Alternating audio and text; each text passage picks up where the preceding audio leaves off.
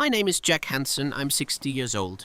Living in the Atlanta suburbs, already retired but still working as a consultant at an insurance company. My wife Sarah has been telling me for a year that our bathroom looks like a set from the 70s. And she was right. Beige tiles, a huge mirror, and a sink that remembered the Watergate era.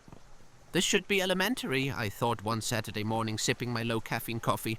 The plan was simple. Remove old tiles, modern renovation, new plumbing. A week of work tops. I even watched several YouTube tutorials and was confident I could handle it, despite being 60. My first mistake was deciding to save money. Instead of professionals, I called Ricardo, my old friend's nephew who knows a bit about renovation. Ricardo arrived in a beaten-up pickup with a substantial belly and a carefree smile of someone who has no idea what he's getting into. "Don't worry, Uncle Jack, I'll do this quick," Ricardo said, pulling out a set of tools that looked about 20 years old. A Saturday morning in Atlanta suburbs rarely starts with such adrenaline. I'm Jack Hanson, a retired insurance agent determined to modernize our bathroom. Sarah, my wife, had been hinting for a year that our pink-beige interior looked like a 70s movie set.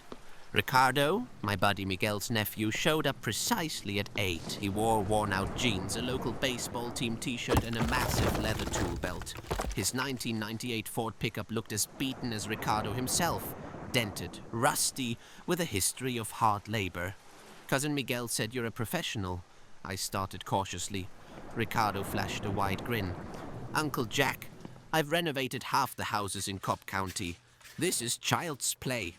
The first jackhammer blow sounded like artillery fire, tile pieces scattered across the bathroom. Our antique porcelain toilet from prehistoric times shuddered, and my favorite fish shower curtain collapsed pathetically. "Easy," I tried to intervene, but Ricardo was like a hurricane. Within minutes, the bathroom transformed into a war zone. Periodically, he'd stop, pull a massive sandwich from his battered thermos and devour it while continuing his destructive work. "Uncle Jack, we've got a tiny issue," Ricardo suddenly announced, pointing at a crack spreading across the wall like a spider web. The fissure was finger-width and looked alarmingly serious. "How bad is this?" I asked with a trembling voice. "Nah, it's fine." Ricardo carelessly waved, taking another bite of his ham sandwich. At that moment, Sarah burst into the bathroom. Her look was more eloquent than words. A mix of fury, despair, and readiness for immediate execution. "Jack Hanson!" her voice thundered. I realized it couldn't get worse, but how wrong I was. Suburbia on a Saturday is usually quiet and peaceful, but not at 1245 Maple Street. Specialists started arriving one after another, as if for a professional congress of home disasters. First came Bob, a plumber from Dixie Pipe's local company. He wore faded Wrangler jeans, an Atlanta Braves t-shirt, and a massive leather belt covered with wrenches. His belly seemed to live a life of its own, huge, round, like a medium-sized inflatable mattress. "Well, I'll be damned," Bob drawled, surveying the bathroom with a professional eye.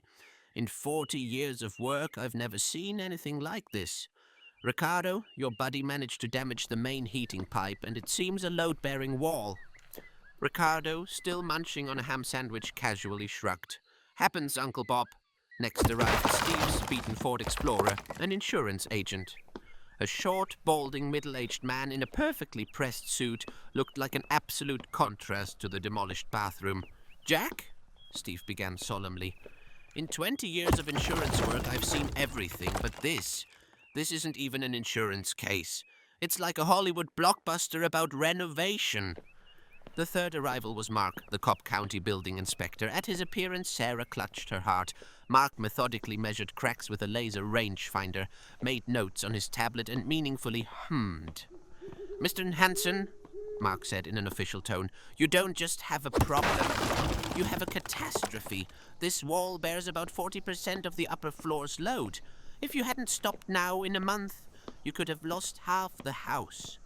How much will this cost?" I asked timidly. Mark slowly turned. His gaze was more eloquent than any words. "You'll be lucky if the renovation costs only $20,000. Most likely you'll need a complete reconstruction." Sarah turned pale. Ricardo finished another sandwich. Maybe it's not that bad? I tried to object. A united, devastating laugh from the specialists was my answer. Mark even wiped a tear of laughter. Jack, Bob said, next time you want to save money on renovation, just burn the house down. It'll be cheaper. At that moment, Ricardo continued to eat calmly, as if it were not about a destroyed house, but about something completely ordinary. By Sunday morning, our family emergency meeting looked more like a war council. My wife Sarah, her sister Linda, and my son Mike from Atlanta had gathered around our kitchen table, which was now covered with blueprints, cost estimates, and half-empty coffee mugs. Linda, a real estate agent with perfectly styled hair and immaculate makeup, looked at the renovation disaster photos like a forensic expert. Jack, she said, with that particular tone sisters use when they're about to deliver a crushing verdict, how exactly did you think this was a good idea? Mike, an IT manager who'd inherited my stubborn gene, was scrolling through contractor estimates on his iPad. Dad, these numbers are insane. $25,000 for a bathroom renovation? I could practically buy a new car for this money. Ricky, still unbelievably calm, sat in the corner munching on another sandwich. Every time someone looked at him, he'd offer a sheepish grin that said, "Not my problem anymore." Sarah, who had been quietly seething, finally exploded. $25,000 for a bathroom. Do you know how many vacations we could take? How many grandkids' college funds we could contribute to? The family council was in full swing and I was very much on trial. Would you like me to continue or make any adjustments? The neighborhood of Maple Street had seen its share of home renovation stories, but nothing quite like the Hanson bathroom catastrophe of 2024. What began as a simple weekend project had morphed into a local legend that would be discussed at neighborhood barbecues for years to come. 2 weeks into the disaster, our house looked like a construction site crossed with a war zone. Contractors had been streaming in and out, each more perplexed than the last. Local building inspectors had taken photos, shaking their heads in disbelief. My wife Sarah had stopped speaking to me, communicating only through increasingly passive-aggressive post-it notes left strategically around the house. Then on a quiet Thursday afternoon, salvation arrived in the form of Frank Rodriguez, my old Navy buddy from our days stationed in San Diego. Frank had transformed from a scrappy young sailor into a successful construction entrepreneur who now owned the most respected renovation company in the Atlanta metro area. His massive Ford F-250 rolled into our driveway around 3 p.m. Frank stepped out, a bear of a man 6 feet 2 inches with salt and pepper hair and the kind of muscular build that suggested he still worked out like he was in military service. He was wearing pressed khakis, a crisp button-down shirt, and work boots that looked like they could demolish a building with a single step. "Jack," he called out, "heard you've been trying to renovate your own bathroom. Figured I'd better come check on you before you burn the whole neighborhood down." His laugh was infectious, deep, genuine, filling the entire space with a sense of immediate comfort. As he walked through our destroyed ground floor, he kept shaking his head and chuckling. "Only you could turn a simple tile replacement into a federal disaster zone," Frank said, examining the massive cracks Ricky had created. "I've seen war zones more organized than this." But Frank wasn't just there to mock. Within 48 hours, he had assembled a dream team of contractors, veterans most of them, who approached home renovation with military precision. They worked in shifts, communicated like a special ops team, and treated our bathroom renovation like a critical mission.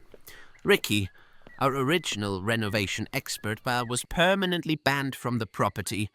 Sarah made that abundantly clear with a look that could freeze lava and make grown men weep. 5 days later, our bathroom wasn't just renovated. It was transformed. Stunning marble tiles imported from Italy, state-of-the-art fixtures that looked like they belonged in a Silicon Valley tech billionaire's home, a walk-in shower with multiple shower heads, and digital temperature control. The total cost? Exactly $25,000. The same number that had initially made us gulp in shock. As Frank said, raising a cold craft beer from a local Atlanta brewery. Some men build houses. You, Jack, you create epic home renovation legends.